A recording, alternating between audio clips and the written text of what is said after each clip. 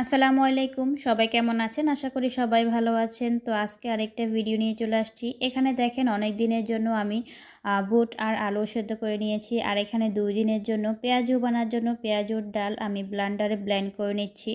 আসলে রোজার সময় যদি বুটগুলা একসাথে সেদ্ধ করে যদি ফ্রিজে রাখা হয় তাহলে আপনার একটা ঝামেলা কমলো। সেটা হচ্ছে প্রত্যেক দিন আর আপনি বুট সিদ্ধ করতে হবে না, বা আলু প্রত্যেক দিন সিদ্ধ করতে হবে না। 4 থেকে 5 দিনের মতো আপনি যদি আলুও সেদ্ধ করে রাখেন তাহলে সেই দিক থেকে হচ্ছে আপনার সময়টা কিছুটা স্কিপ হবে। আর এখানে বেসন গুলে নিচ্ছি বেগুনি বানানোর জন্য।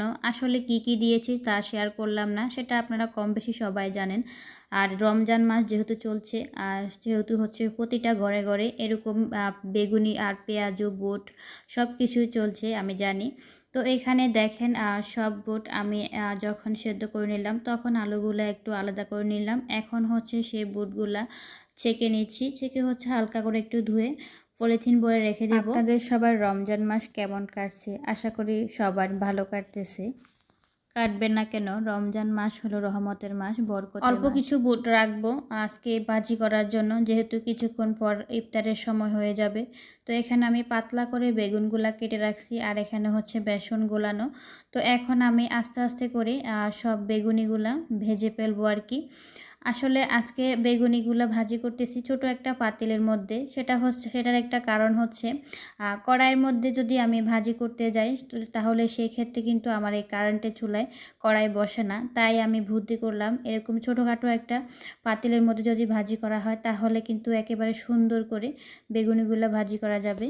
তো বলুন বুদ্ধিটা কেমন হয়েছে? আর এখানে দেখেন ফুলকো ফুলকোভাবে আমার বেগুনিগুলো কত সুন্দর করে ভাজি করা হয়ে যাচ্ছে। আসলে এরকম সুন্দর ফুলকো ফুলকো যদি বেগুনি হয় মনটা অনেকটাই ভালো হয়ে যায়। দেখবেন আপনি যখন রান্না করবেন তখন আপনার রান্নাটা যদি ভালো হয় বা ঠিকঠাক মতো হয় তখন মনটা অনেক বেশি ভালো লাগে। যদি রান্নায় কোনো সমস্যা হয়ে যায় মন এতটাই খারাপ লাগে বলার বাহিরে। তো এখানে হচ্ছে আমি পেঁয়াজগুলো ভেজে নিচ্ছি, আপনারা সেটা দেখে বুঝতে পারছেন। আরেকটা কথা ভিডিওর মাঝখানে বলে রাখি, সেটা হচ্ছে আমার ভিডিওটা যারা দেখছেন বা দেখবেন আশা করি ভিডিওর প্রথম থেকে লাস্ট পর্যন্ত থাকবেন এবং সুন্দর করে একটা গঠনমূলক কমেন্ট করে যাবেন।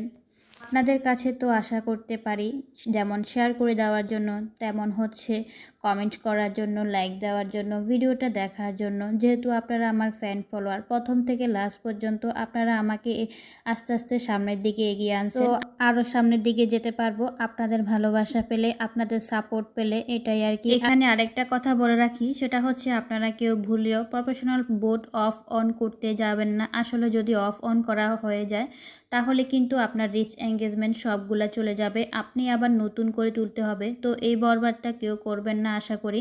আমি দেখেছি অনেকের প্রোফাইলে দাগ পড়ে গেছে, তাই আমি এই কথাটা হচ্ছে আরও কয়েকদিন আগে বলার চেষ্টা করছিলাম, মনে থাকে না, তাই আজকে মনে পড়ে গেল, তাই বলে দিলাম। আপনারা আশা করি বুঝতে পারছেন। আর এখানে দেখেন আমার ছেলে মেয়ে আর আমরা সবাই বসে গেছি ইফতারের জন্য, যেহেতু কিছুক্ষণ পর হচ্ছে আজান দিয়ে দেবে। তো সবাই ভালো থাকবেন, সুস্থ থাকবেন। আশা করি দেখা হবে নতুন কোনো ভিডিওতে।